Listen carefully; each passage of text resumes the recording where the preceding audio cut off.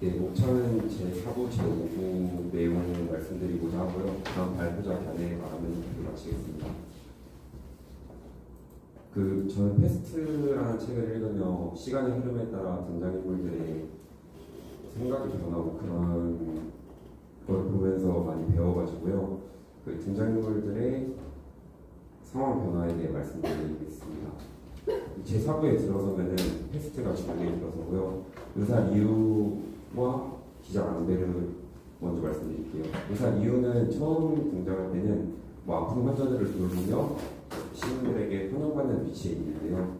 근데 패스트가 발병한 이후부터는 격리를 통보하는 패스트를 진단을 내리고 격리를 통보하는 역할로 바뀌게 됩니다.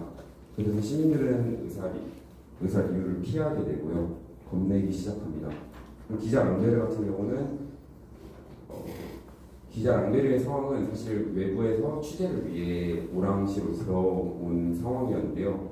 그 사이에 패스트가 터지면서 같이 격리가 되고 합니다. 그래서 외부와 소통하려고 노력을 하고 외부로 탈출하기 위해서 국경에 계속 접촉을 하고 이런 시도를 하는데요. 사고에 들어서서는 본인의 상황을 받아들이며 여기 현실을 돕고 싶다면 보건대에 참여해 현실 개선을 위해 많이 돕기도 합니다. 다음으로 말씀드릴 거는 아까 신부 파눌루에 대해 좀 말씀드리고자 하는데요. 신부 파눌루는 어떻게 보면 현실과 좀 동떨어진 이분이 신부인데 현실과 좀 동떨어져서 사람들을 교회에 모아서 강론을 펼치는데 이게 제가 읽기에는 되게 너무 이론적인 내용이었습니다. 너무 교회를 찬양하고 좀 이런 내용이라서 주인공들도 되게 안 좋게 바라보는 시선이 한 번씩 나오는데요. 그 상황 속에서 한 애가 패스트에 걸려 죽게 됩니다. 그 애가 패스트에 걸려 죽는 것을 보건대 사람들이 모여서 같이 보게 되는데요. 그걸 지켜본 의사 이유는 신부 파눌루에게 이 세상에서 아이들이 고통받아야 한다면 그런 세상은 죽을 때까지 인정하지 않겠다며 화를 냅니다. 그 상황을 지켜본 신부 파눌루 또한 생각의 변화를 느끼고 처음 내비쳤던 태도와 그의 강론과는 사뭇 다른 태도를 보이며 현실성과 종교를 합쳐서 생각하려는 태도를 많이 비추는데요. 그런 노력을 보여주기 전에 패스트에 걸려 죽게 됩니다. 다음으로는 타루가 개인 사정에 대해 의사 이유에게 말을 하는데요. 타루는 상황을 기록하는 역할을 했는데 왜 기록하는지 자세히 나오지 않습니다. 이전까지는. 근데 여기서 이제 밝혀지는 내용으로는 타루의 아버지는 차장 검사입니다. 그리고 어릴 때부터 그와 굉장히 좋은 사이를 유지하며 지냈었는데요. 타루는 아버지를 존경하고 그를 따르는 상황에서 아버지가 본인의 공판에 타루를 참여하여 공판에 따라가게 됩니다. 그래서 굉장히 멋있게 바라보던 아버지였지만 공판에서는 범죄자에게 사회의 힘을 빌려 목을 자르라는 요구를 하는 아버지의 모습을 지켜봤고요. 그런 모습을 보고 타루는 충격을 받게 됩니다. 집에서는 친절했던 아버지가 사회의 힘을 빌려 사람을 죽이고 있다고 생각을 하게 됐기 때문인데요. 그래서 충격을 받은 나머지 집을 나와 이리저리 방황을 하다 오랑시에 정착을 하게 되고요. 그 이후에 패스트가 터지면서 사람들을 구하고자 보건대에 힘쓰고 있다는 사실을 밝힙니다. 그렇게 패스트에 고전하던 날들 중 그랑의 몸이 안 좋아지는 상황이 또 있고요.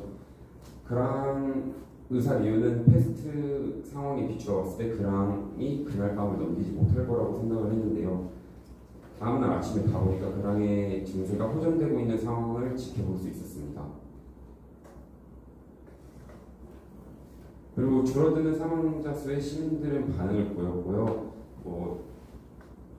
티는 내지 않지만 은근슬쩍 기대를 하기 시작합니다. 친한 사람들끼리 모여서 패스트가 끝나게 되면 어떻게 살아갈 건지 의논을 하기도 하고요. 그리고 여태껏 성공하지 못했던 혈청이 효과를 나타내기 시작합니다.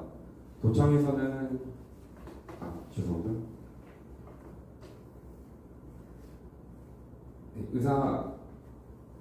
아까 그랑의 몸이 호전된 걸 볼 수 있었고요. 그 주에 의사 리유의 관할 구역에서 비슷한 사례가 4건이나 있었고 통계에 따르면 사망률이 감소한다는 발표 또한 있었습니다.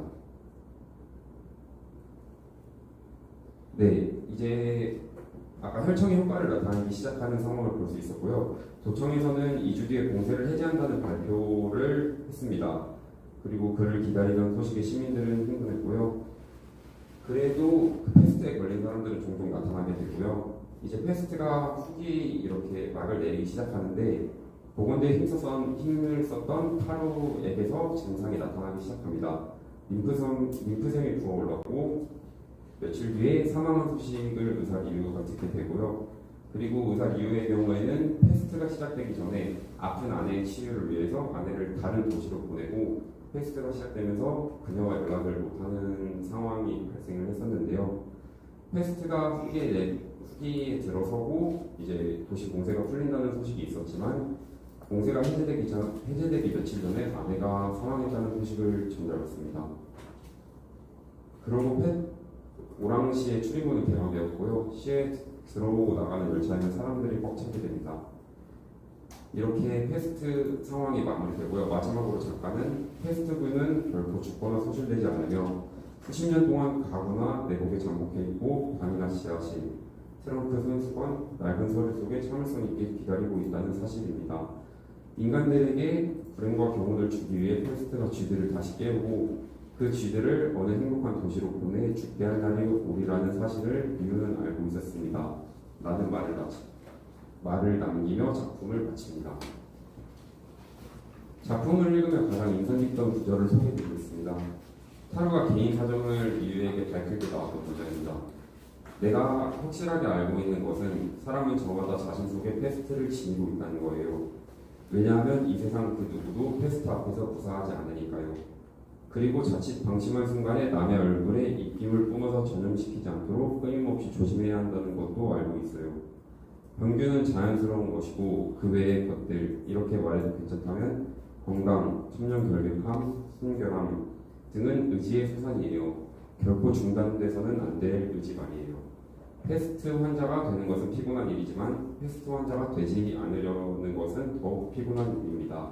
그래서 모든 사람은 피곤해 보이는 것이에요. 라는 문장이 가장 인상 깊었고요. 이에 따른 제 견해를 좀 말씀드리고자 하면요. 저는 지내면서 어느 순간 좀 제 삶을 책임지고 싶다는 생각을 하기 시작했고요. 그래서 하고 싶은 것들을 많이 좀 쫓았습니다. 그리고 하다 보니까 하나 두 개 좀 이루어진 것도 있는데요. 근데 여기서 느꼈던 거는 하고 싶은 일을 한 가지를 이루려면 하기 싫은 일 99가지를 해야 한다는 말이 있듯이 하기 싫은 일들이 굉장히 많았습니다. 그래도 그 일들에서 재미를 느끼고자 많이 애쓰면서 지내고 있습니다. 여기 적힌 취업 준비, 학업, 운동, 대외 활동은 제가 요즘 힘쓰고 있는 것들이고요. 이 네 가지의 적절한 균형을 이루면서 지내고 싶은데 한쪽에 치중되면은 좀 무너지기도 하고 그럽니다. 그럼 무너지는 순간에는 이틀 3일 잠만 자면서 아무것도 하지 못하고요. 어디로부터 다시 해야 할까라는 좀 고민에 빠질 때가 많습니다. 근데 그에 대한 답변을 책에서 훔쳐볼 수 있었는데요. 책에서 아까 말한 것처럼 의지의 소산, 정직, 성실로 표현되는 태도들이 패스트라는 비극적인 상황 속에서 조그마한 빛을 바라보는 시민들의 시선에서 훔쳐볼 수 있습니다. 그리고 결코 멈추어서는 안 될 의지의 소산이라는 표현을 통해 저는 꾸준히 이렇게 목표를 쫓으면서 지내야겠다는 생각을 할 수 있었습니다. 이상 발표 마치겠습니다. 감사합니다.